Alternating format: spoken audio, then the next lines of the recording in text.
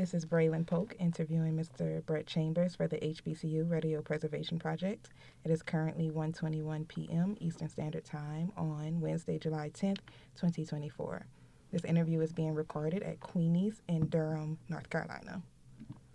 So can we first start by you stating your full name and your relationship to WNCU? Yes, my name is Brett Chambers.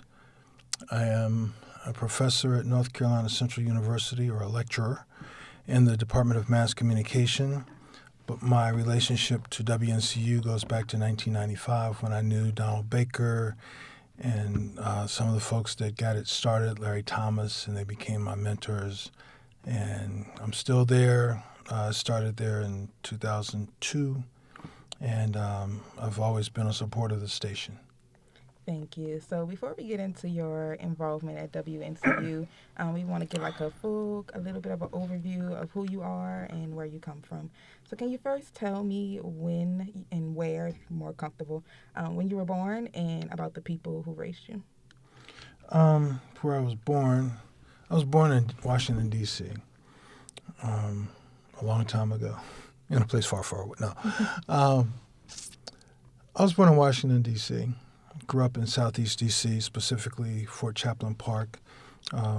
We used to live in Addison Chapel Park, but we moved to Fort Chaplain Park, and I spent most of my young life at Fort Chaplain Park.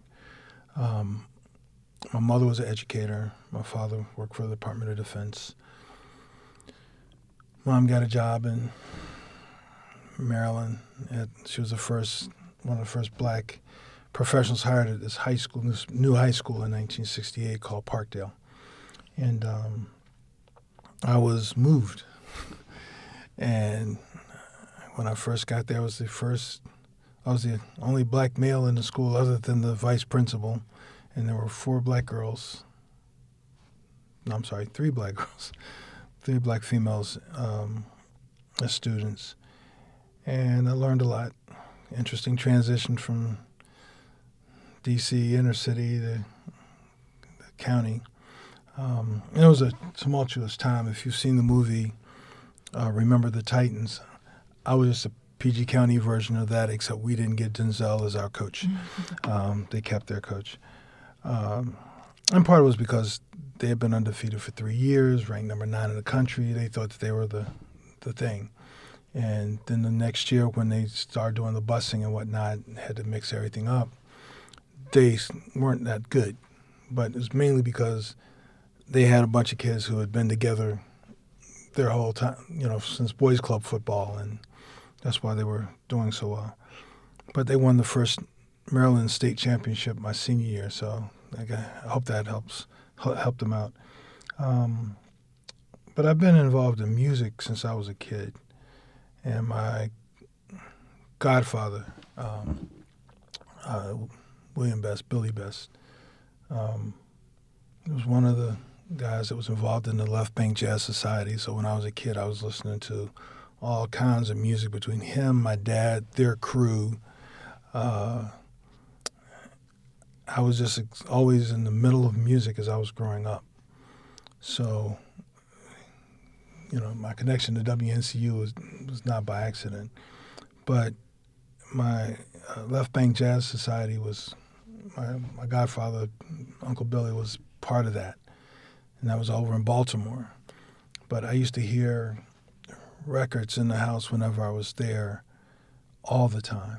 My first recollections, I always tell people that what got me addicted to music, and specifically jazz, but not just jazz, but it opened up my ears, was Art Blakey and the Jazz Messengers. The Modern Jazz Quartet, specifically Milt Jackson, because the first time I heard Vibes, my soul was moved, and I was a kid. I was like 4 or 5, I don't know. I was really young, and I was like, what is this? I wanted to become a drummer. Count Basie's band. Miles Davis, of course, but Clark Terry became like, who is that guy? So throughout my life, I've been around music like that. I was a drum major in the high school band. I was in drum corps. I was in symphony orchestras, symphonic band, concert band before I got good enough to make the symphonic band. I didn't make the symphonic band until I was in high school, and I played trumpet there. So that was my musical. When I graduated from Parkdale, and our orchestra was really good. And I barely made it. I was the third trumpet in our orchestra. We won a silver medal at the World Music Festival. We were the only high school organization to get a silver medal. The orchestra that was with us from Newington, Connecticut, they were one of 2 high schools. They got a bronze, and there was a bunch of high schools that got honorable mentions. So we had a pretty high standard back then. Got to Duke. I was a third or fourth trumpet in the jazz ensemble. Myself and another young man who came from D.C. had been in D.C. Youth Orchestra, and D.C. Youth Orchestra and the D.C. Jazz Ensemble. And he was second, I think. The first guy was out of New York. But we studied with Dwight Mitchell and Willie Ruff. But I bring that up because of the fact that while I was doing music, I was actually there to become a doctor. That was originally what I was going to do. I wanted to be a pre-med, but I was doing stuff like running track, playing in jazz ensemble, started a band. But then I also used to mix for parties. We call it DJing now. And it was interesting because somebody came to me, and I've told this story so many times. I was mixing and somebody came by and said, "Hey, you want to be on radio?" I was like, "I'm mixing a party right now. Can you give me like?" He said, "Well, come by and see me at the radio station." It was the campus radio station at Duke. And I did. He put me to work that day. And I did that until my senior year. Stopped doing the jazz ensemble because we were under Mitchell, Dwight Mitchell and Willie Ruff, 2 jazz icons. And, it was like one of those things where I really enjoyed radio too. And radio became another life form for me, another outlet for me. And Duke had a student station, and I had fun. I'm not even going, I had a blast. But then one day somebody said, "You have an interview with CBS Records." And I'm like thinking, how? I didn't apply for a job with them. I just come back from doing my internship at Georgetown Hospital in health administration for public policy at Duke. And I was like, how did I get an internship at the radio? At CBS. And they're like, "Do you want it?" I was like, "Oh, yeah, I'll be there. So my interview was like on a Thursday or Friday. And then that Monday, I was in Atlanta at the Atlanta branch, right down the street from your Clark. But I was at the Atlanta branch, and I was interviewing this guy that was pretty extroverted, I'll put it that way. Great guy, though. And he asked me, "Hey, everything on your resume is about health. This is a record label." And he started asking me music questions. And he was like, "Whoa, you know who that is?" I said, "Yep." I listened to that, and I said, "Here's my favorite song from that artist." And I ran through. He asked me a bunch of different people, different genres and everything. He was like classical, jazz, country. Because one thing, country-wise, I used to grow up listening to hee-haw. Who knew? But who knew that would help me get a job? But they hired me. And so my senior year, I worked for CBS Records. So I got to know all the college stations from Southern Virginia down to Northern Georgia, South Carolina, every place in between. I got to know the folks in this market in Raleigh-Durham. I got to know the folks down in Greensboro and the Triad. Got to know a bunch of folks down in Charlotte. I knew a couple of people in Northern Georgia, Athens, somewhere up in there. People that... A couple of them I still knew until a couple of them passed away. Alvin Stowe being one of them over at Shaw. David C. Linton, who became like a big record exec. Coolest guy. A bunch of guys that, I ran into along the way. Yeah, so that's my kind of like a brief part of my radio background and my music background. I appreciate that. And we actually were able to interview Mr. Linton for this project. He's one of the Yeah, first interviews we he's did. he's he's a great guy, and the fact that he became a record executive, and I'm a little annoyed with him because I was doing a story on record promotions, like the behind the scenes, because everybody wants to talk to the artist. And I met this lady named Tony Carpenter Payne, and she was a record rep, and she was on the black music side, but she was like really big. She was like, I think she won record marketing rep of the year or something once or twice. And there was an opening at Electra Asylum. Even though I was working at television, but I was like, I want to go back to records because records was fun. Mm-hmm. And I knew, like, I followed Tony around a few times, and we did a story on record promotions, and it was up in 97.5. Cy Young, who was on the air. We did some things with him, like talked to him, interviewed like Tony, Terry. Turns out him and my mother knew each other. She was his guidance counselor because he went to Parkdale. I didn't know that. I just knew the part where he graduated from Duke Ellington School of the Arts. And he told me the story about how she's like, you need to get out of school before like these people bring you down. You need to go like somewhere like Duke Ellington School of the Arts. And he was such a great guy, just really warm spirit. But Tony Carpenter Payne and I became friends. We were doing it when we were doing the shoot with her. She got a phone call right in the middle of the shoot. We had it on tape for a long time. I wish I still had those fill tapes. When she found out she was a grandmother, and it was like one of these weird little connections, one of these moments that connected us for a long time. It's like we were besties after that. She took me to concerts. She called me up to go take me to a Patti LaBelle concert with I can't remember his name now. Jeffrey Osborne. Not Jeffrey Osborne, the other guy. Anyway, the other guy, it was his birthday. And it was just so much, we just had so much fun, you know. The record label came in handy when MC Hammer was big because my record connections became because Dick Dawkins, so I got to know, even though he was at Capitol, the reps, we kind of knew each other. Some of us kind of came up together, and he like still make sure that I had access, you know, because he was Carolinas, even though he was like head of black music. I can't remember the lady's name now. She's gonna kill me, but she's down in Florida, Navis Johnson, and she was with MCA, and I was at down in Greensboro doing a shoot. Still at the TV station, and because I'd get to decide a lot of times what I wanted to shoot.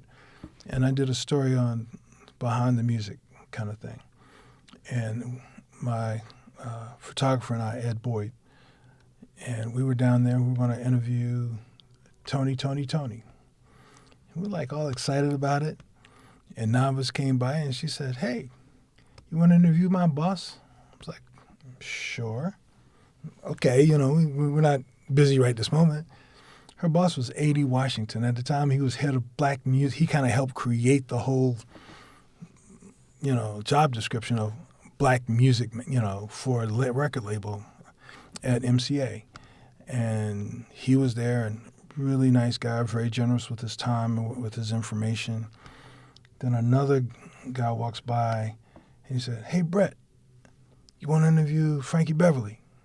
He's like, I don't have permission to interview Frankie Beverly. He's like, I'm his road manager. If you want to interview him, you'll get the interview. You and your photographer ready? I was like, yeah. I was like, yeah, we ready? He was like, I'm always ready, man. And I was like, okay, cool. And we just sat there and just like all of a sudden he comes like, Frankie's ready for you now. We were like, huh? Now? He was like, yeah, right now.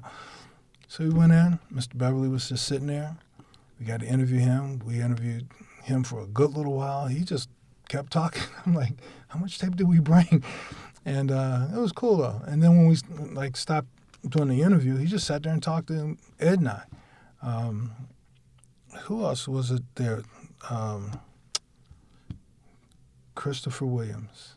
He had just been in New Jack City. They just finished shooting it. And we interviewed him. Mm-hmm. had on my at the time I had a 40 acres and a mule shirt because we had done an interview with Spike Lee, and I can't believe how many interviews Ed and I used to do together.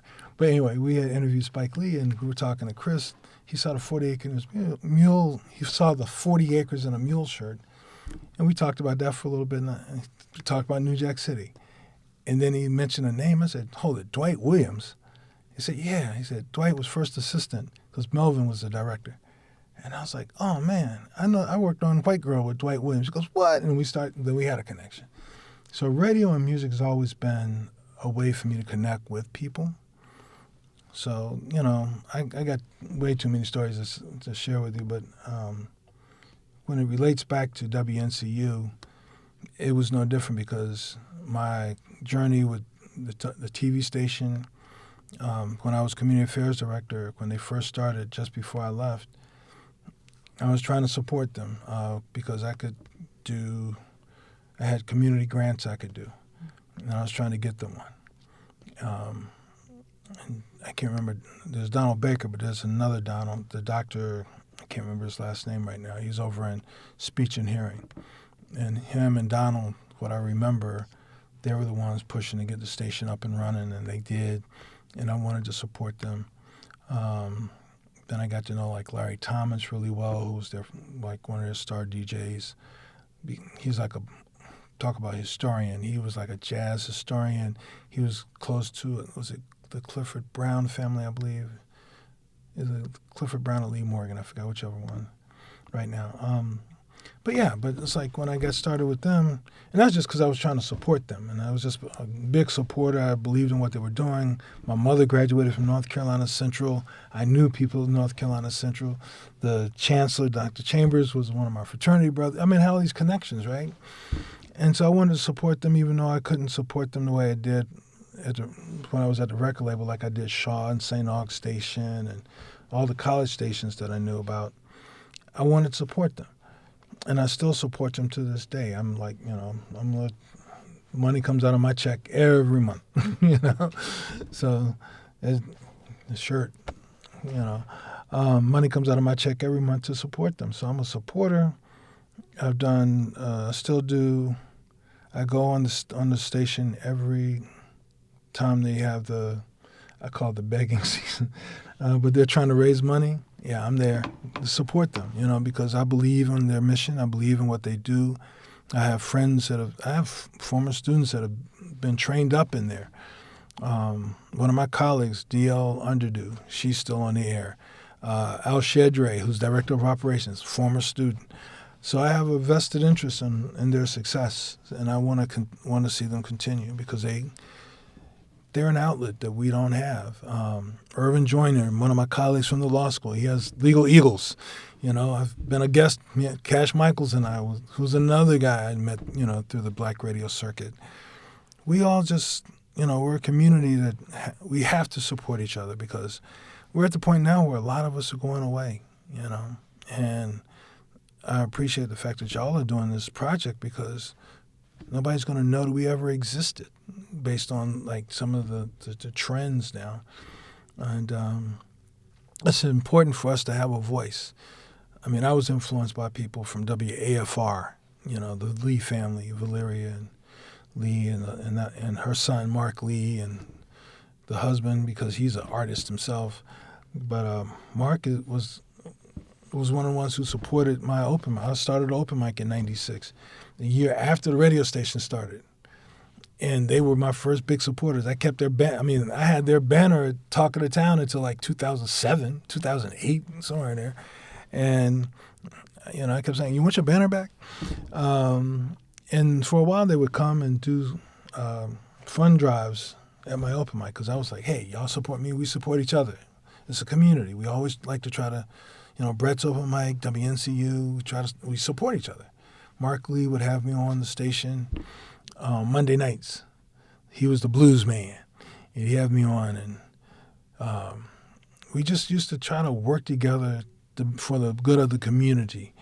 The blues festival that Hayti did, Mark would be the big MC, and Mark would have me do something there. And we had a couple of years where the open mic became the official jam session for the blues festival. We would do it on I always did Wednesdays, but we had the jam session on Friday night for the blues festival for a couple of years, and all of that supported by WNCU, and Hayti, and the community, and Brett's open mic, and so we all worked together to try to make things work and make things happen, and let people know what we do, and so far we're still around. I mean, Mark's still doing stuff.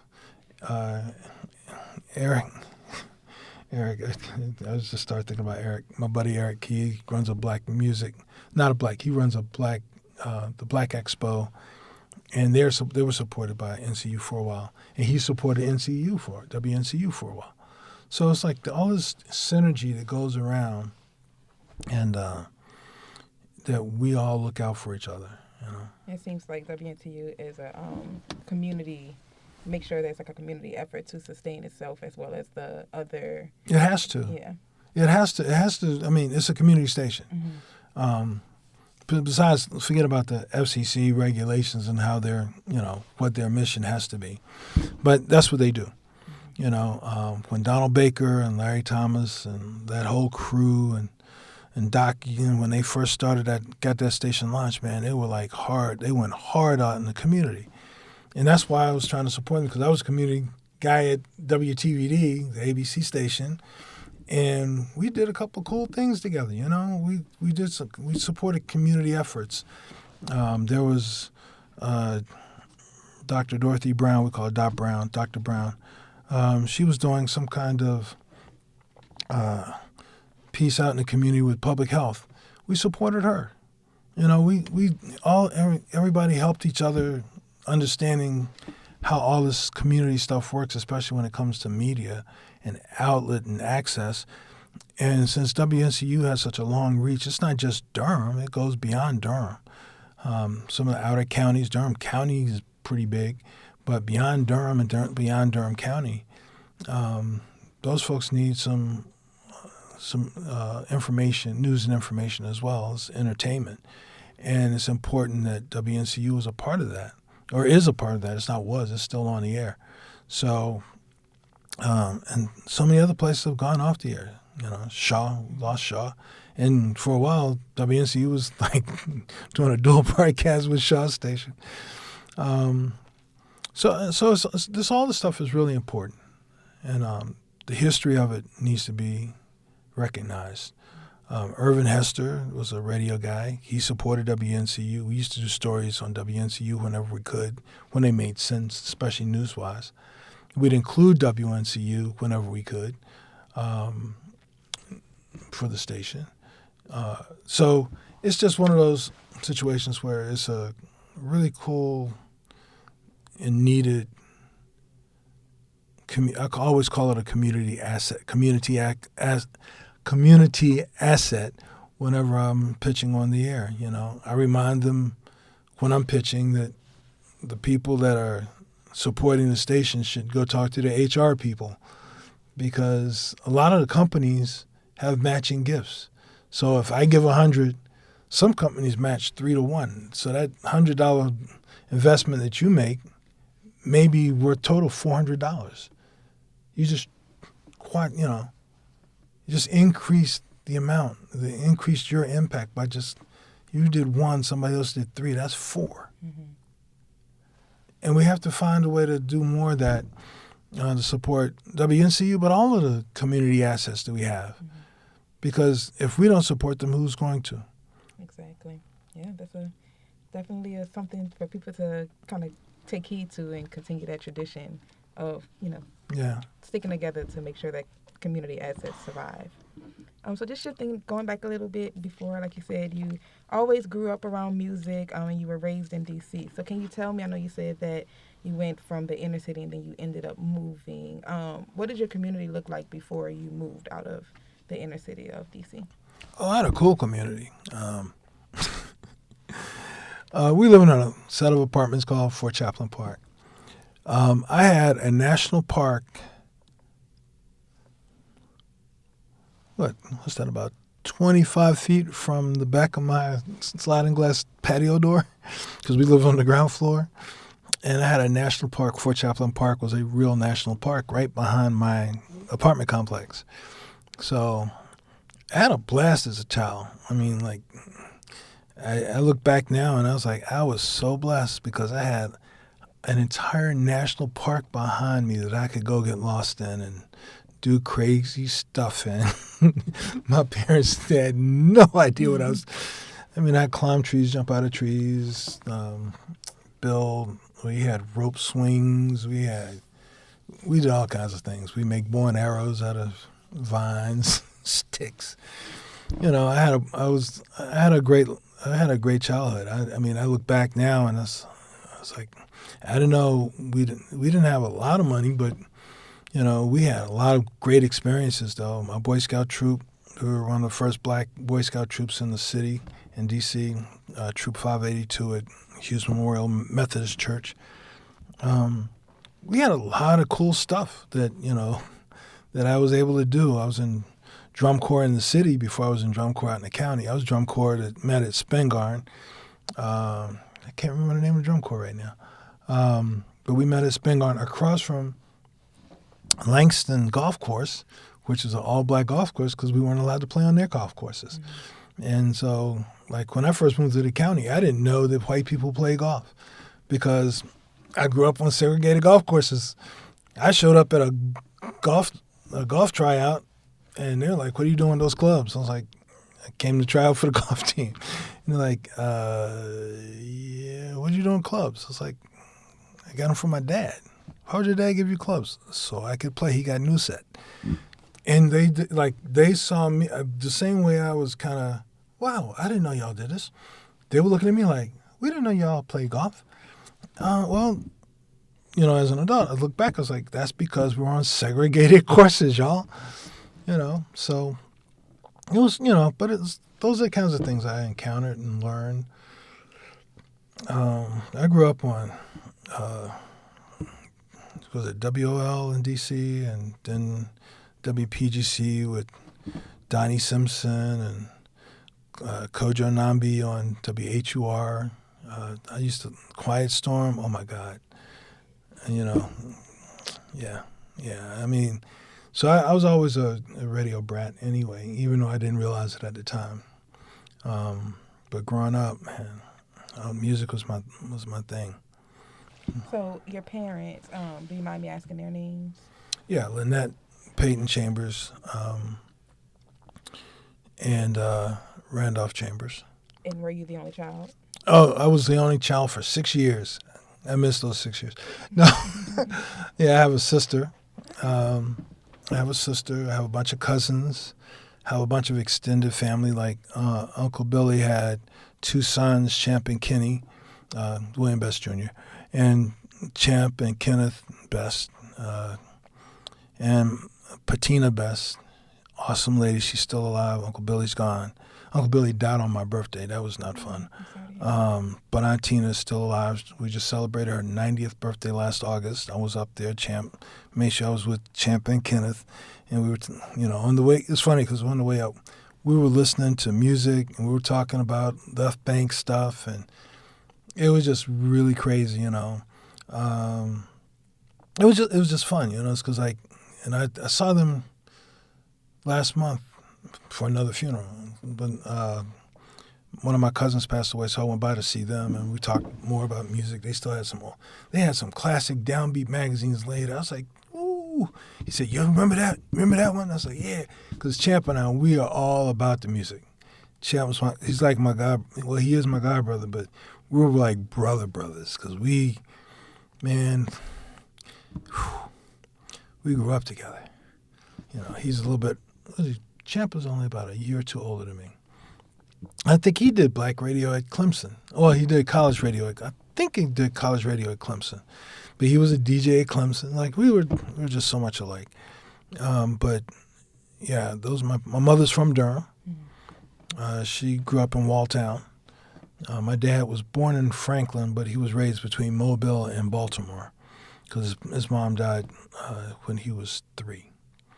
So, but in the house, we listen to all kinds of music, everything from opera to shows, Broadway shows. I mean, I still got Mozart albums. I have things from, oh man, you name the genre, we have it. You know, I grew up listening to Dionne Warwick, Nancy Wilson, Sarah Vaughan, Clark Terry, Miles Davis, and like you name them. I was like, I know some. I remember one time I heard something. I was like, that's so and so, and they're like, you know who that is? Like, I didn't realize I did, but I guess I do. You know, because we listen to we just listen to things. You know, when I was working for the record label and I got my first shipment and Chieftains was in there, that was like one of the first albums I opened up and put on the turntable. One of my buddies came walking and goes, "What the hell are you listening to?" I said, "It's Celtic music." He goes like, "What?" I was like, "Dude, listen to those hand drums, man." And he was like, "Dude," you know, and the fact that because like CBS had Masterworks, man, I had all the classical stuff because I got, as college rep, I got all the different stuff from all the different divisions. Rock, I still got, I probably still have a promotional copy of Ted Nugent from 78, 79. I'm still trying to find my 78, 79 first Toto album because the college team helped get Toto on college radio, which helped to get on commercial radio. Mm-hmm. And we weren't, from what I remember, and I may be wrong, and somebody's going to probably correct me, the college team wasn't real fond of Georgie Porgy, but we were all excited about Hold the Line. And that's what college, if I'm not mistaken, that's what college radio jumped on, and then eventually commercial radio. Funny because I love Georgie Porgy. It's one of my favorite songs. I liked the song, but we didn't think that was a single. We thought when we heard Hold the Line, it was like, oh, you know what? That's the single, that's the single, right? Absolutely. Yeah. But those are the kinds of things I remember. And Mom, like I said, Mom grew up in Durham. She grew up in Walltown. Mm-hmm. She graduated from Hillside, North Carolina Central. Before she passed away, she made it to Golden Eagle in 2002, but she passed away in 2017. Sorry to hear that as well. But it seems like you had a very, like you said, a very enriching childhood and coming up in music and everything. So it's no surprise that you got involved with it in your later life. But yeah, so you moved out of the inner city to the county. Now, how was that experience? How did that make you feel? Let me make it, I really didn't, at the time I was a kid. So, I'm like 13, 14 years old. So I'm not thinking about inner city versus county. I'm just thinking, I used to live in an apartment, and now I'm in a house. I got to cut grass. What? It's like at first I was excited about him in this house, and then it's like, I got to cut grass? I used to see guys riding around in lawnmowers, Like, why do I have to cut grass? Because this is your house. I was like, oh, man. That was the part that shocked me. But I was good, I made some friends, mostly, and once again, a lot of it had to do with music. I joined a drum corps, a little small drum corps called the Carroll Tones. Our instructors came from the Marine Drum and Bugle Corps, and we were mostly the music section for a bunch of twirlers. Anyway, was it NT? Oh, USTA. That's what it was, USTA. And Carroll Tones. Colors were red, black, and white. But the guys, we had some challenges at the beginning, but they made me family. We were a big family. And we had a reunion, was it last October? It was either last October, COVID got everybody's timetable screwed up. Mm-hmm. But met with a couple of them, and we still keep in contact. Drew Connor, Neil Connor, those two brothers.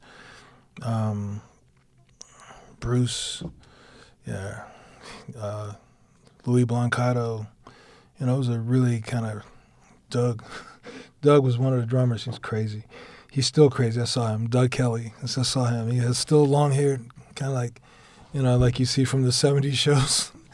But he's still one heck of a drummer, All those guys, man, we still keep in contact with each other. We're just older now, and we keep in contact with each other because of the fact that we are older, and we still love each other, and we still keep an eye out for each other and pray for each other. So was the community that you moved into, was it integrated? Yeah, we integrated Y'all it. integrated it. We were the fifth black family, I think, fourth or fifth black family to move into the neighborhood, and it was a pretty big neighborhood. So Yeah. how was that experience, if you can recall, as far as like Oh, I recall. you can recall? Oh, I recall. Can you tell me a little bit about that? That's interesting. You'd ask back then on the radio, but no. There were people who were uncomfortable with us. That's the polite way of saying it. We weren't going anywhere. My mother had a job. She was paying her, my mom and dad both worked. We weren't going anywhere that I knew about. That I didn't know we were moving either, but still. Yeah, I mean, people had to make adjustments. There was somebody that, when I first got to the junior high school, asked me if I played basketball. Oh, no, they tossed me a ball. Asked me, hey, see what you can do with it. So I threw it back to them. They threw it back to me again. I threw it back to them. I said, let me see your moves. Didn't you come from Southeast D.C.? I was like, yeah, I don't play basketball. Do you play sports? I do. What sports do you play? Golf, tennis, and I swim a little bit. Not very. I'm trying to get better at swimming. Shook his head and went back to his office because he wasn't expecting that. I eventually did. Once I got to high school, I finally decided maybe I should try this basketball thing, mainly because I was over 6 feet tall and I could jump pretty well. And I got tired of people going, I know you play basketball. And it was easier to go play basketball and say yes than to say no and listen to the conversation afterwards. There were people that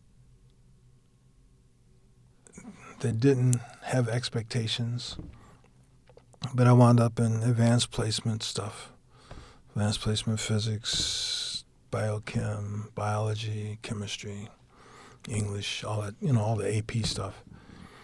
And not because my mother worked there, but because I worked my butt off, And I'll be the first to say I wasn't necessarily the smartest one, but I outwork everybody. You put the effort in. Oh, I did more than put in there. And I learned a lot from my dad because he was like, it's not just working hard, it's working smart.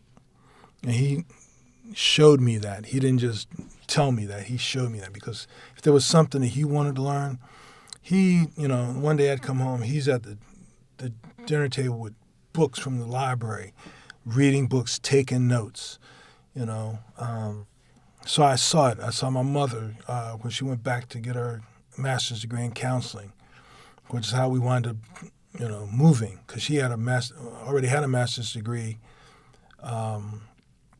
in dance and gymnastics from, was it UMass or Jacob's Pillow or someplace like that. And then she got a counseling degree at George Washington. So I saw the part about you want to do something, you have to go work for it. And so that's how I came up. And in high school, there were people that didn't think I should be at the junior high school, let alone the high school. There were people who called me a lot of names. Y'all call it the N-word. We call it nigger because that's what they called us. And I don't want to minimize it because this whole thing of the N-word, no, they didn't call it. They go, hey, N-word, come here, or hey, N-word, get out of my community. Hey, N-word, no, they say, hey, nigger, get out of here, get that, off my street, or what are you doing in my neighborhood? No, they didn't call me the N. There was no N-word. They called me nigger. Yeah. I think calling it the N-word kind of minimizes the impact that it has. Intentionally. Intentionally. It's like, oh, we had a change of heart, kind of, so we don't want to be held accountable for our actions. No, I'm going to hold you accountable because you hold me accountable for mine. Exactly. Yeah. Exactly. Well, thank you for that. So it just seems like from that bit that you said about you going to high school and being in these advanced placement classes, I'm guessing for your white classmates, they probably felt like you were defying the norm, especially you coming in and they're like, you don't play basketball? There were basically about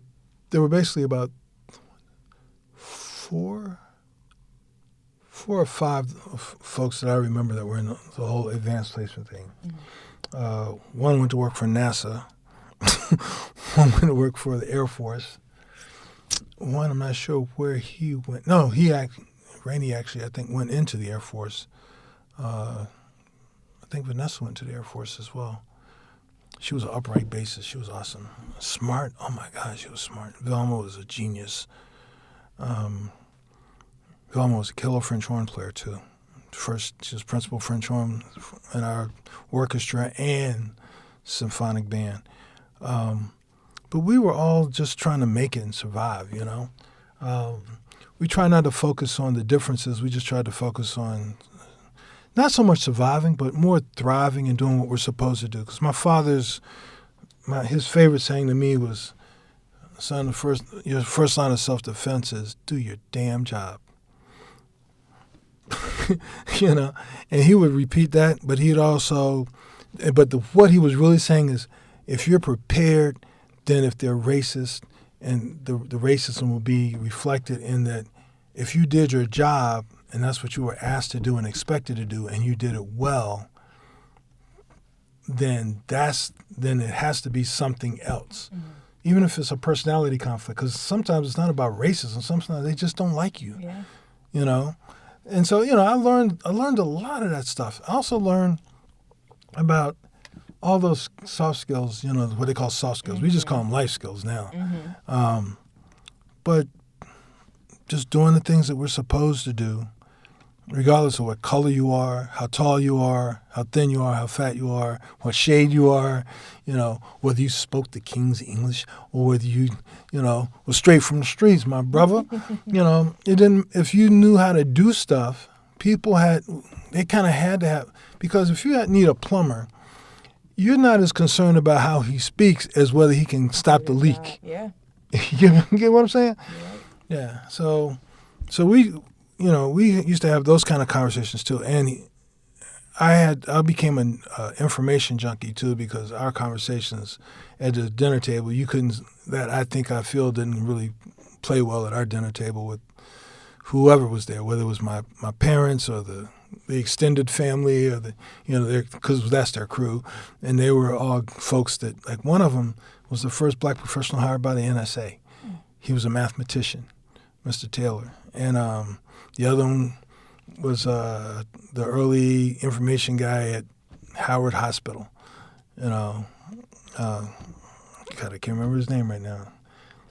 But they're all like these professionals. Uncle Mike, him and Dad had a TV repair shop. You know, after they got off work, they had a TV repair shop not too far, actually near my junior high school, before I moved out of the city. And they were all golfers all the time. They're always duffers. And one of the guys was Andy. He was a mechanic. He taught me how to fix cars back when I was like 13, 14 years old. You know, so it was a great, like Champ and I always talk about the community in which we grew up, because we had a great community. We had a great circle of family. And all of them were characters, and they all loved music. There was always music going on. You go to anybody's house, there was always music, and different kinds. It's like sometimes you walk to Mr. Taylor's house, there may be some classical music going on. You know, he may be playing Tchaikovsky. Next time I come in, he's playing Count Basie. Next time I come in, he got Cab Calloway on, or he may have like some rock on. You know, he just was like one of them guys that's like, whatever it was, him and his wife, Miss Mary, was in the mood for, that's what they were listening to. That's interesting. Well, thank you for that and sharing your childhood experiences with me. So let's see, you finished high school and then you came to Durham to Duke, is that correct? Yeah, that's correct. What made you decide to come back to the place where your mom was born? Truth is, I wanted to be a doctor. And Duke had a reputation at the time for, medicine, Duke Medical Center. And I thought, I'm going to go to Duke for med school too. Freshman year, 75 to 80% of my freshman class was pre-med. By the end of the freshman year, I hope the Duke people don't come after me for this, but it was a lot less than that. I'll just put it that way, a lot less than that. And I thought, hey, I don't have to be a doctor, but I could still be in health care, and I just have to figure out how to do that. Maybe I can hire the doctors. And then somebody mentioned this guy named Donnie. Oh, I can't remember Donnie's last name. Donnie Tuck. Donnie Tuck says, hey, you should check out public policy. So I think Donnie had been a pre-med himself. I'm not sure. But he decided he was going to go be a sports journalist. And he went to public policy. He gave me some reasons, but it was a new interdisciplinary. I hadn't been in humanities or social sciences. I'd been like hard sciences all my life. And it was hard because I was like, what the? I was like, I don't have like an equation I can just put it in, you know. But it was cool because it forced me to think. Terry Sanford was the president, and this was him and a couple of people. Bruce Cunningham was one of the guys I remember. Joe Lipscomb, Bruce. How can I remember the Bruce? Anyway, they all Bruce Payne and Bob Bain, because they had all these names, and those guys they made us work our butts off. And this was like really challenging stuff. And I ain't gonna lie, initially I was like, I'm out of my depth on this. But I eventually learned how to get it together and graduate. And had a great marketing guy, and McCann, Professor McCann was awesome. He challenged me in ways outside of the classroom too. Because at the time I had him back when I was working with the record label my senior year, and that marketing class was lifeblood for me because the way he taught it, he challenged you to think in like all the stuff that I learned and been through, it's like that was boot camp. His class was application and theory, and you had to think, and he challenged me, and I'm forever grateful like people like him and Bruce Payne, because they made us think. And I was really good. I thought I was a pretty good rep because I was in his class. And he was like, and it wasn't even about music. It was about the business side and understanding how to apply those things to the real world. In this case, it was a record label. And so I still use some of the stuff I learned in his class to this day. But yeah, it was a good learning session for me back then. And I forgot part of your question. Oh no, I was just asking what made you do your decision to Duke. Go to yeah, let me answer that question because that became an article in a Duke newspaper. My mother wasn't allowed to apply to Duke when she graduated from high school.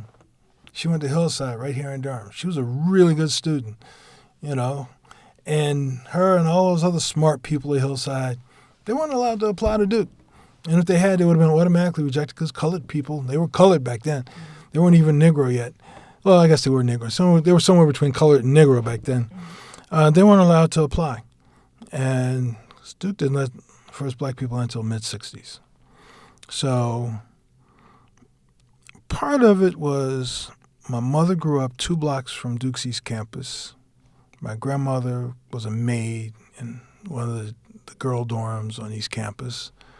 My great uncle, her brother, worked in the lumber yard at Duke. My cousin, my mother's second cousin, worked at the Duke Gardens. But yet, the smart one in the family wasn't even allowed to apply and get rejected by Duke. So it became like, in a weird way, I'm going to avenge my mother and my family on her. And my guidance counselor never thought I'd get in. She told me to apply to another school. And I got in. So I went. And it was tough. But as she pointed out, when she was telling me I wasn't going to get in, it was listed as a most competitive school. And somebody throws you in the deep end, you got two choices: I think that's right. live or die. Mm-hmm. I chose to live, so I survived it and had a great time. Talk about music. And I love telling this one. One of my favorite music stories is I took jazz history with this guy named Dr. Frank Tiro, cool guy.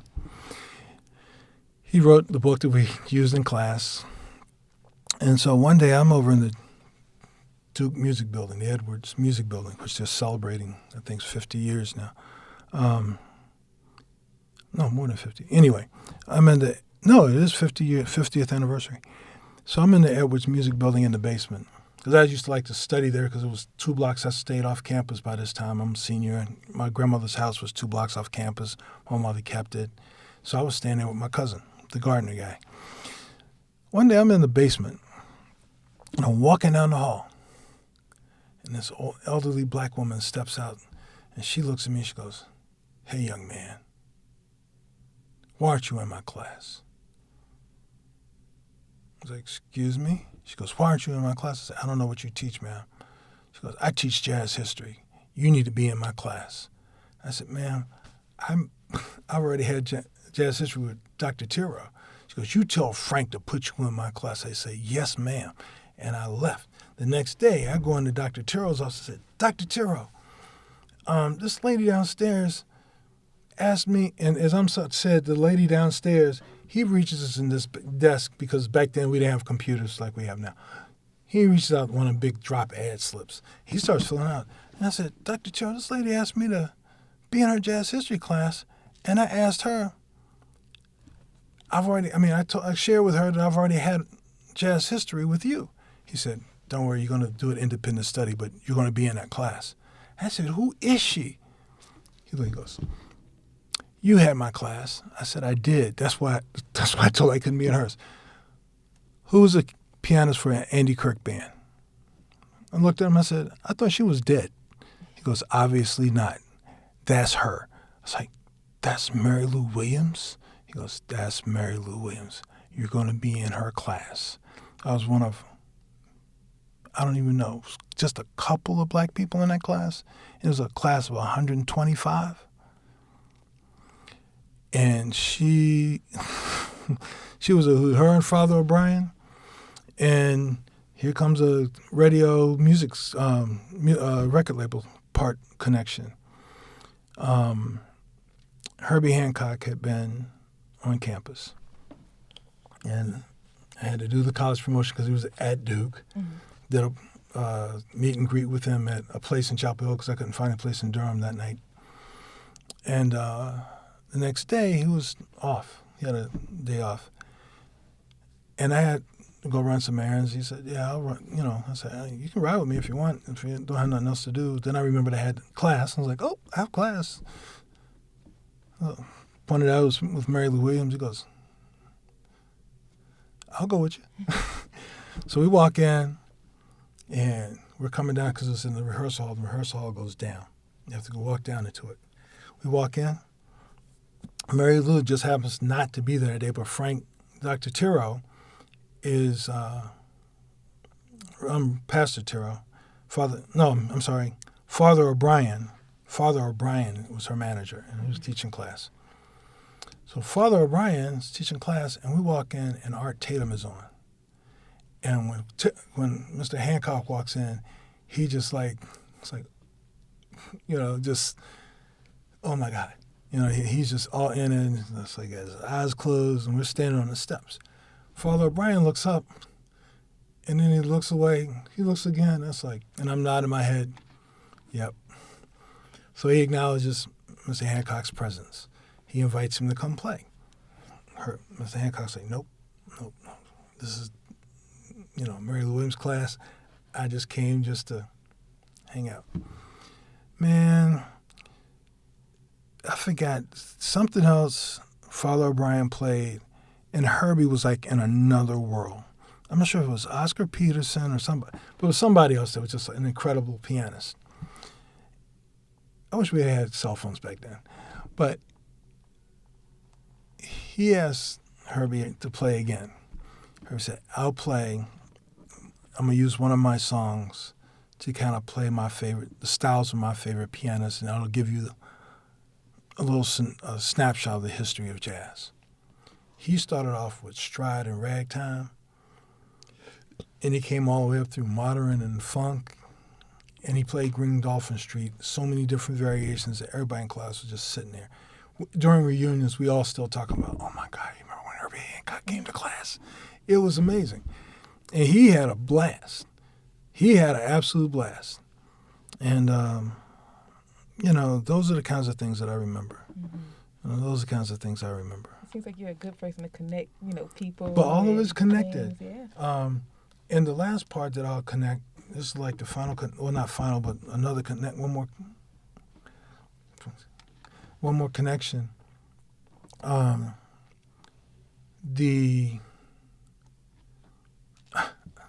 was on the board for the Durham Symphony Orchestra. It's like 2000, I forget, 16. I know, maybe 2000. I don't know, 2015, somewhere in there. Somehow I wound up becoming president of the board. And we did this MLK concert with John Brown, who's over at Duke, who's now the vice provost of the arts at Duke. But at the time, he was the replacement for Paul Jeffrey, who's another guy who replaced Mary Lou, who allowed me to interview a ton of incredible, legendary musicians, like the Marsalis brothers, Sonny Rollins, Terry Lynn Carrington. She was 19 when I interviewed. She's like old now. Max Roach, Art Blakey, Donald Harrison, Terrence Blanchard. Oh my God, he's still amazing. But all these people, I did shows on even, Harry Connick Jr. I had access to all of these great musicians. And that was back when I was at the TV station. And I would interview these folks.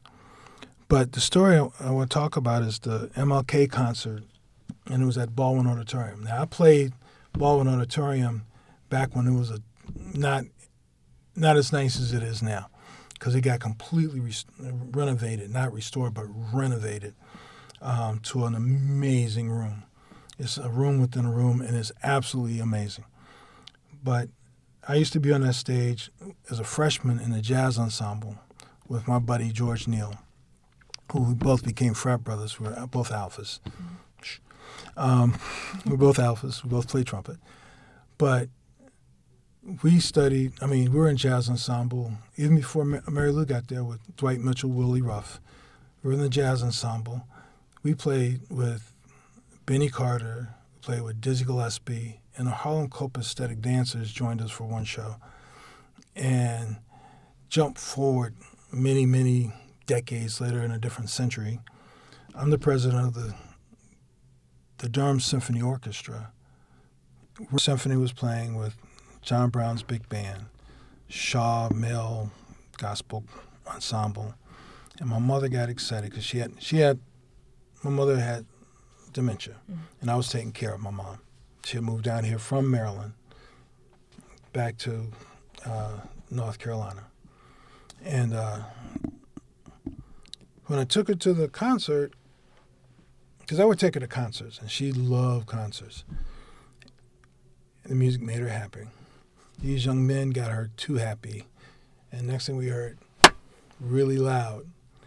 And everybody in the place, because this was not the same Baldwin I used to be in. This was like an acoustically perfect, room where if you whispered on stage, you could hear it in the back. And when she clapped, it sounded like somebody shot a .22 in there. And all these people turned around and looked at her, and she was clapping, and she was shaking her head. And the volunteers started clapping along with it, and then we heard something upstairs, and people started clapping upstairs, because everybody was sitting there all prim and proper.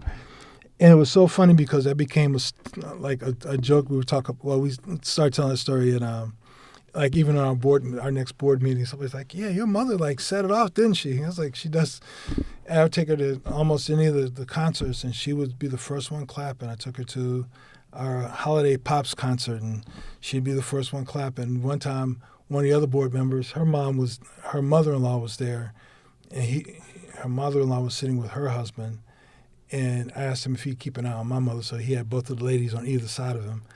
And Mom started clapping, his mother started clapping, he was clapping, everybody's turning around looking, and they're like, hey, we're having a good time. And, and that was how, but my other point to that story, though, is Baldwin Auditorium is 2 blocks up the street from where my mother grew up. So the picture on my Facebook page is my mother when we were leaving Baldwin Auditorium. And it's just her walking away from the place that 50 years prior she couldn't be in unless she was cleaning floors. And that's why I leave it up, even though she's gone. She died in 2017. And I leave it up. It's a reminder to me that things can change, but work has to be done. The fact that we were doing an MLK concert in that building, in a newly renovated building, with all of those people where people of color were in charge. John Brown now is the vice provost of the arts. He has a killer big band. Those boys from Shaw, they were great. And the audience loved the whole vibe of the whole thing. And it was a mixed audience. It was great. Just to see that kind of transition from, like, some of the stuff I told you about then. And that's the kind of thing that, when I look back, it's like I'm really blessed to have experienced it.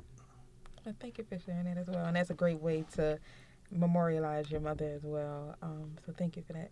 So I know that you said you went to Duke for, was it public policy was what you went for? Yes. At the time it was a program. Now it's a whole school. Okay. Actually, it's 2 buildings, I think.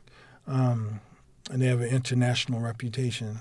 So you were one of the forerunners of being. Well, we didn't even know what it was. We were still trying to figure out, what is this? All we know is interdisciplinary, supported by President Sanford, supported by Bruce Cunningham, and all the professors who believed in it. It was an interdisciplinary thing between political science, economics, and business and other stuff. But now people know exactly what it is. Yeah, and there was only 2 programs in the country when I was 2 undergrad programs in the country, us and Berkeley. Okay. I think we were focused domestically. Berkeley was focused international. Okay. Although we both did both. Yeah.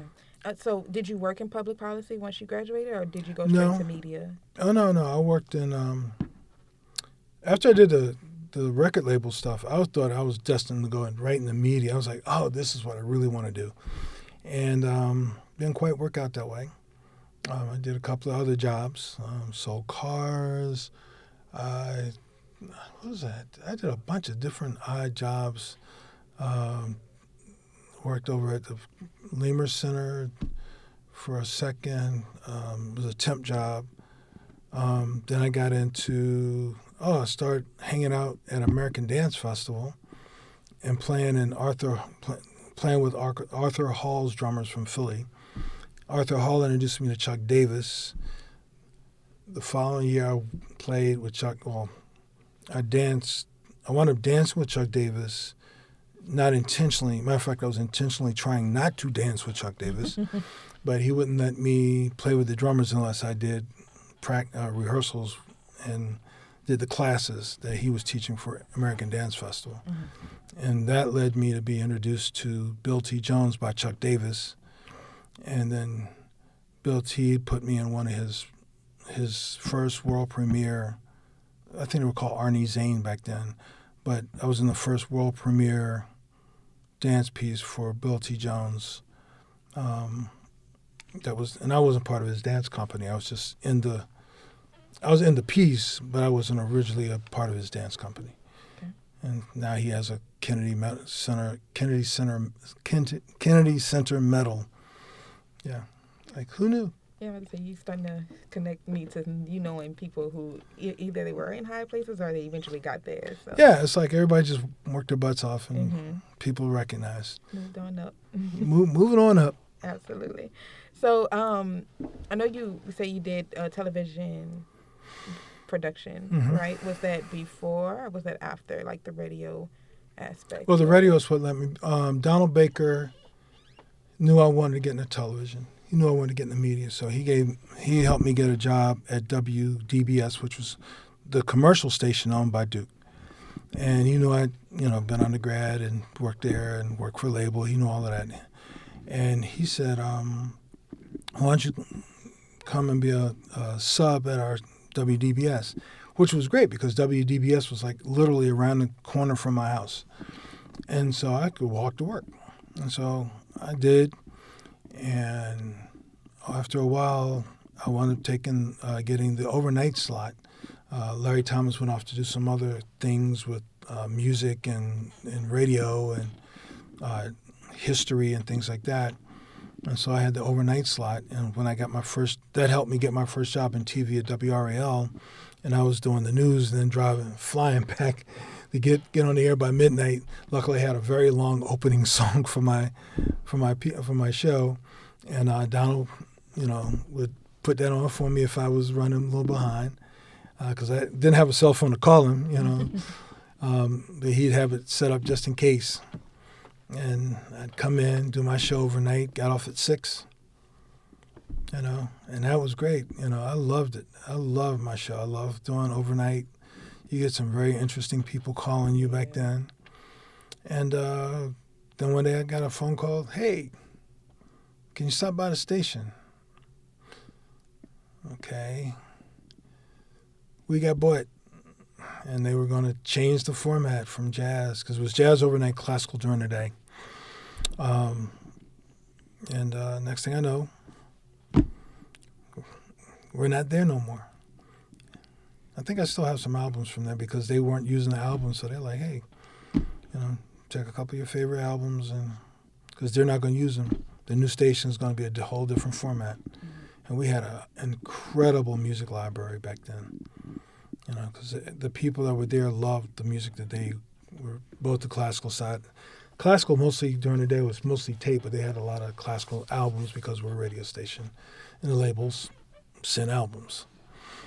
So how was that process of you having to train to be on that show? Did you have to train differently then? Yeah, I had to train. I was trained by Larry Thomas and Donald Baker. Mm-hmm. And that's how Donald Baker and I became like, he was like, yet I've been blessed with some awesome mentors. And Donald Baker was really good at showing me the ropes and helping me understand, once again, not just the radio talent side, but the business side. One of the things I did, because I always feel as though I represented whoever vouched for me. And I didn't know this was going to become as big a deal as it became. But one day I was hanging out with a couple of friends, and we had this snowstorm that started. And next thing we know, we looked out, it was like 6 inches on the ground. And I was called into the station, "Hey, I may be running a little bit behind getting there." And I forgot whether it was Donald, whether it was the operations manager that said, "We're going to go off the air because the snow is not letting up. People don't want to come in." I said, "Well, I live around the corner from the station. Go ahead and just put on one of the long classical reel-to-reels. I'll come in, and it's around the corner from my house." Literally, I walked to work and didn't even break a sweat. So I was like, "I'll come in," and shouldn't last long. I was there for I think 2 days or a day and a half or something. I could run home real quick. But it was cool. And the GM was like, "Thanks for keeping us on the air." And Donald was like, "Thanks for keeping us on the air." So it was fun, though. I had a blast because, during the day, I'm in there, I'm reading stuff and playing stuff because the classical part was automated. Mm-hmm. So I just had to make sure the reels were set up properly, rip and read for news, overnight. I had crazy people calling me because where else are they going? Mm-hmm. What else they're going to do? Got somebody to talk to. Yeah, I had somebody to talk to. And I'd play songs with people and people dedicate. It was fun. I had a blast. What was the name of your show? Did you have a name for your show? Maiden Voyage. So my title song was Maiden Voyage from Herbie Hancock and VSOP. It's from the VSOP Live album. still one of my favorite songs to this day. Interesting. Well, it's nice to know that you did have great mentors to kind of help facilitate that process of you getting into radio outside of TV production. So thank you for that. Now, with the station that you were working at, what type of audience was it? Was it like kind of a mixed audience who used to listen to the station? At WDBS? Mm-hmm.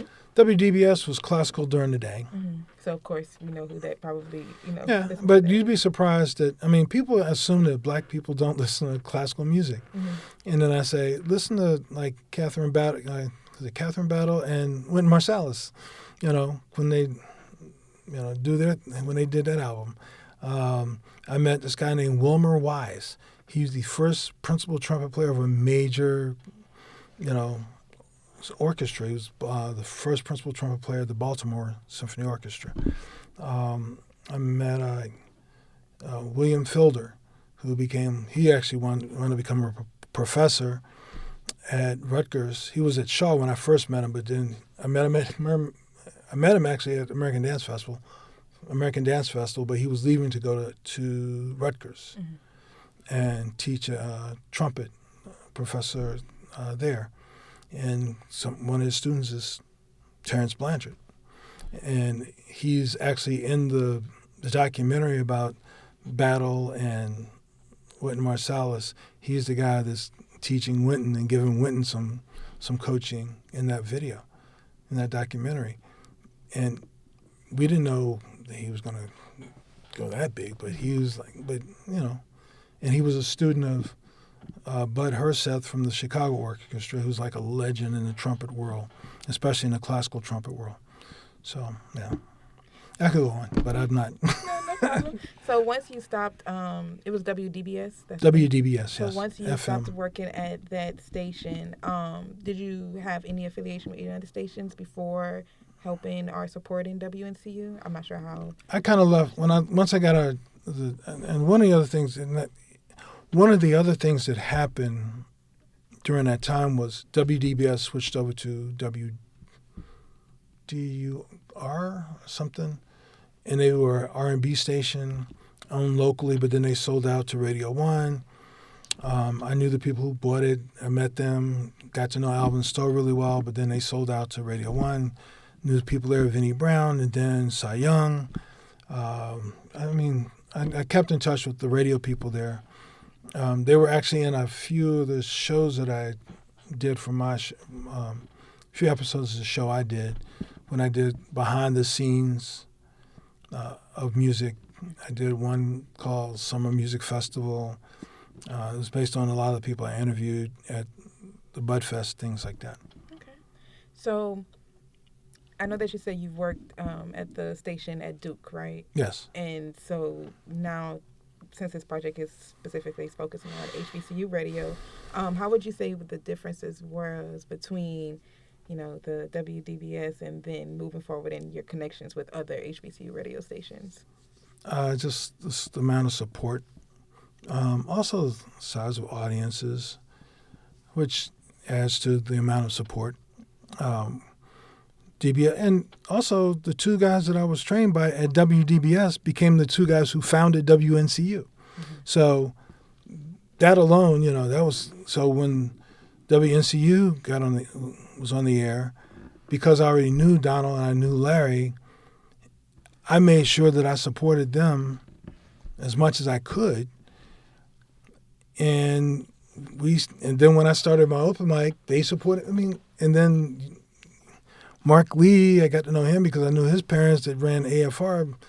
And I think Larry was at AFR or one of the mothers, like he was at another station before he came to GBS, and I think it was at WAFR. But all of these stations were, some of the same people you run across again. But once I got on the TV side, I started doing TV and film and other stuff like that. Now I'm an educator. But now I'm in the same building with WNCU. I have students who go to WNCU to learn. I have students who do that, that are now on the air. So that's my full circle moment right there. Absolutely. So being that you've worked in all these different industries, how would you define Black radio or HBCU radio in your own words? Absolutely necessary for community information and entertainment. and culture. It's a bastion of culture. We have to preserve the smaller radio stations, especially because sometimes they address communities that are underserved anyway. I visited WVOE, the first black-owned radio station east of the Mississippi. And I was taken there by an WNCU supporter, but an NCCU alum, Attorney Perry. And same thing for them, They needed to be preserved some kind of way.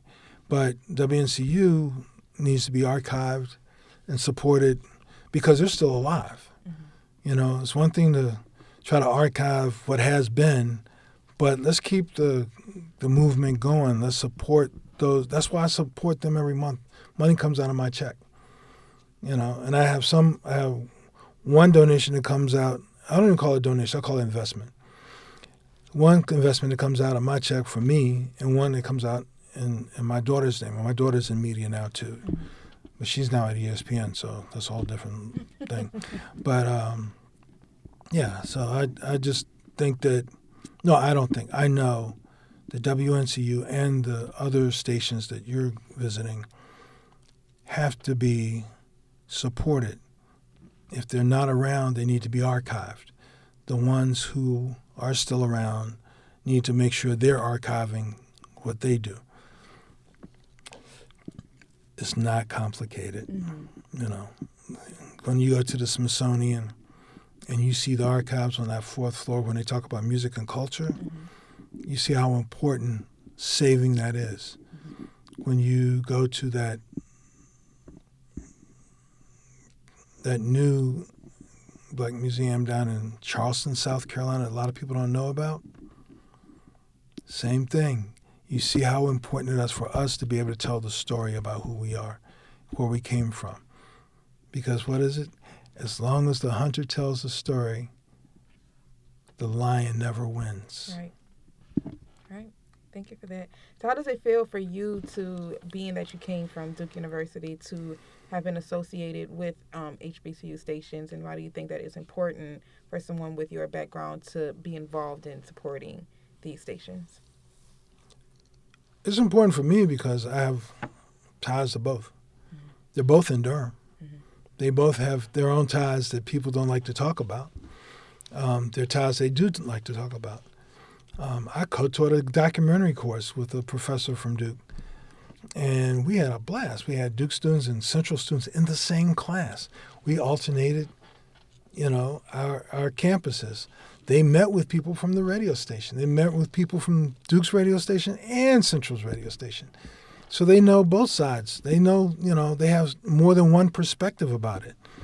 So it's all about tying it together because, people don't like to hear this, but at the end of the day, we're still in America, and that means we're Americans. And, that whole African American, there's still America in it. And because the Black Power mixtape, what's that guy say? America will be okay as long as black people don't lose their minds. Mm-hmm. So this relationship between radio stations, first and foremost, because that's what they are. Mm-hmm. They're radio stations. Then they're black radio stations or HBCU radio stations or, major market radio stations or commercial radio stations. But at the end of the day, they're still radio stations. And media itself is undergoing massive and rapid change. So, we have to be on top of it. I'm working with NABJ, and we have a media entrepreneurship task force. And I'm listening to how all these people are trying to figure this thing out so they can make a living. Mm-hmm. And promote the culture. One lady has a all sports piece. One other lady does entertainment. Somebody else does business. Somebody else likes to do a mixture of culture, business, and Greg, I can't remember his last name right now, Greg Dunmore, mm-hmm. up in Detroit. He's a global news kind of thing. We have all kinds of people doing various things. My daughter did Highlight Her. That was with Bleacher Report. That was focusing on women's sports. Mm-hmm. You know, she coined the term, the WNBA is so important. So everybody's doing different things, trying to make it happen. But there's plenty of room for us. Right. We have to make it room. We have to be prepared. We have to go do what it takes to get it done.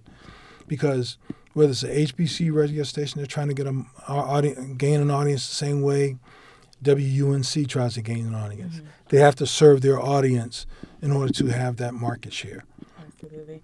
And you mentioned that, media is rapidly changing, and I know that you're a lecturer as well. How are you intertwining that knowledge that you have of radio to the younger audience, being that, radio is changing with podcasting and streaming and everything like that? All my students have to do a podcast in intro. Mm-hmm. They do a podcast. They have to create their own podcast, mainly just to introduce them to it. And I don't expect them to,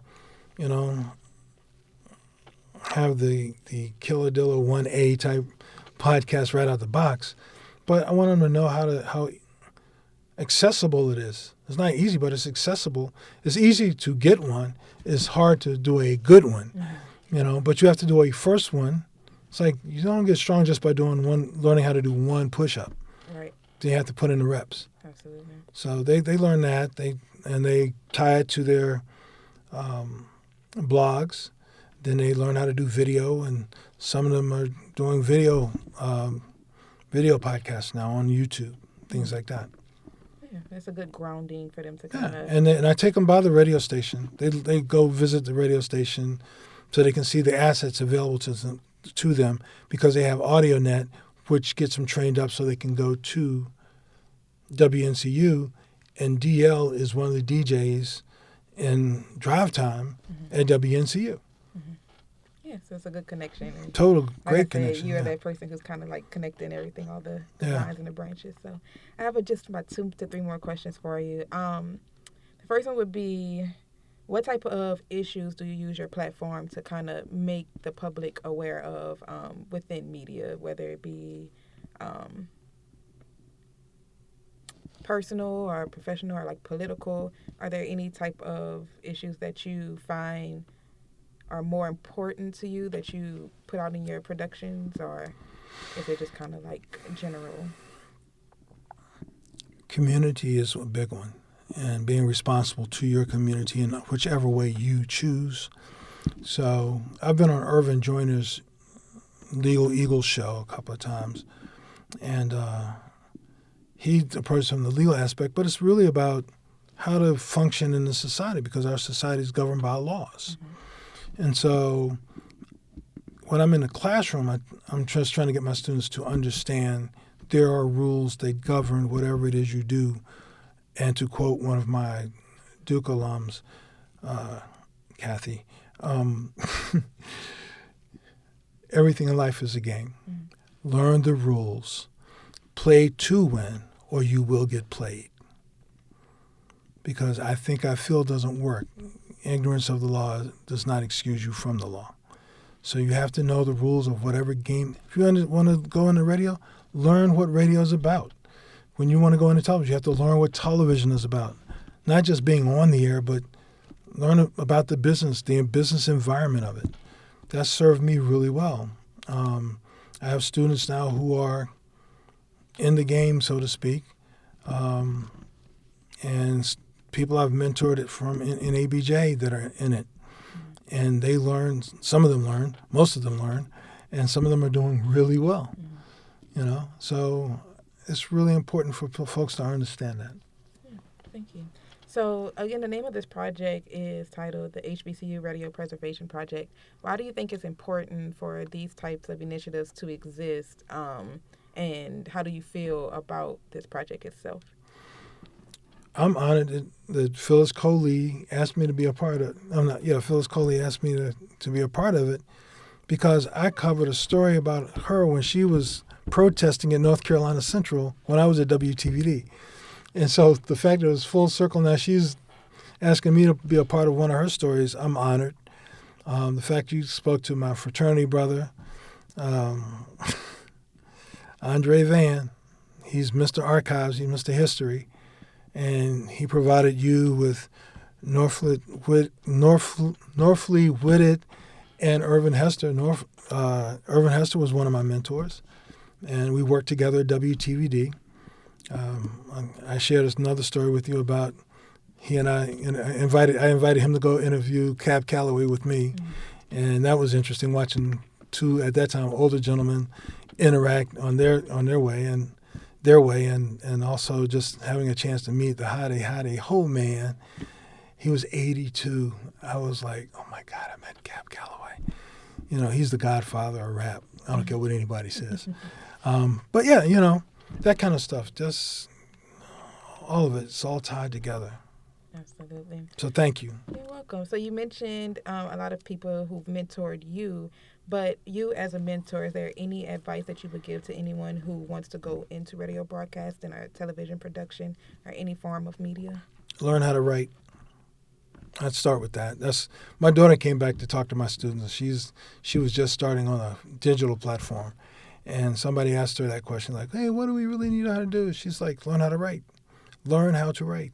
When I decided I wanted to do a show, the first thing Kathy Stowe, Alvin Stowe's wife, told me, she was the producer of the show. I kept making recommendations for her. She said, "How about you learn how to write a show, and then I'll help you, and then we'll put it on the air, and you'll see how it works." And she did. But the first thing she told me was, "You have to know how to write, hon." She's a former English teacher, though. She taught at, I think, Tuskegee. But she was like, "You got to learn how to write. You got to know how to write." And I was like, I thought I did. She taught me how to write for TV. You know, turned in work. She gave it back. Oh, I have to edit. Okay. Correct it, did the corrections, turned it back in. She's like, yeah, let's try one more time. And I was like, oh, okay. And I saw the difference of what she was asking me to do, because you have to learn 4 different platforms. But writing is number one. Because if you can write it, and the best way to learn how to write is to read. And that's one of the things I tell my students that all the time. You want to write better? Read more. Read better material, too. Mm-hmm. You know, it's funny. I was watching Billions with a friend of mine, and we were talking about how they make so many literary references in that show. Mm-hmm. And if you haven't been a reader, you have no idea what they're talking about. It's going right over your head. It goes right over your head. You know, because they make all kinds of references to American literature. And sometimes it's black literature. Sometimes it's black culture that they slip in there, and people are like, what? Mm-hmm. You know? So, you know, writing is the number one thing. And then getting experience at however you can, whether it's you start your own podcast or start your own podcast and go work with WNCU or whatever radio station is on your campus or in your neighborhood. There's a community radio station that will, you know, help you learn how to train and get your reps in. Have to get your reps. It's not, oh, I wrote this one thing. Look at me, I'm a genius. No. How many reps are you going to do? Every day. Everybody I know that's good is because they do it often. You know, Stuart Scott was an intern at WTVD. He was at ESPN. He got his reps in. That crazy guy, Stephen A. Smith, Winston-Salem State Ram. Mm-hmm. You know, he gets his reps in. No matter what you think about him. Great writer, great researcher, great thinker. He packages it so it's palatable for people, but he's himself. Mm-hmm. But he knows how to write. Mm-hmm. You know, I have to give a shout out to Roland Martin. You know, he was CNN, but he has Roland Martin Unfiltered Digital. He's a writer. He's a journalist. All my folks in NABJ, that's what we do. We're communicators, but the foundation, the cornerstone of all of it is writing. Absolutely. Thank you for that as well.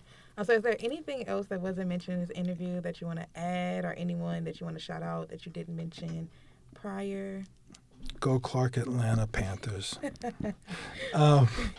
Since you are one, I give you a shout out. You've done great. And I appreciate this opportunity, and I appreciate the opportunity with the project. I appreciate the opportunity with Phyllis Coley. I just appreciate the work that y'all are doing, archiving all this, so you know we can look back, somebody else can uncover this and go, hey, look at us. Absolutely. Look And that what we've is done. our mission here, is to be able to preserve those histories and experiences. So there's nothing else, Mr. Chambers. Thank you again for being a part of this interview and this project. And again, we appreciate your participation. Thank you so much for interviewing me and giving me space to share. Absolutely. Thank you again.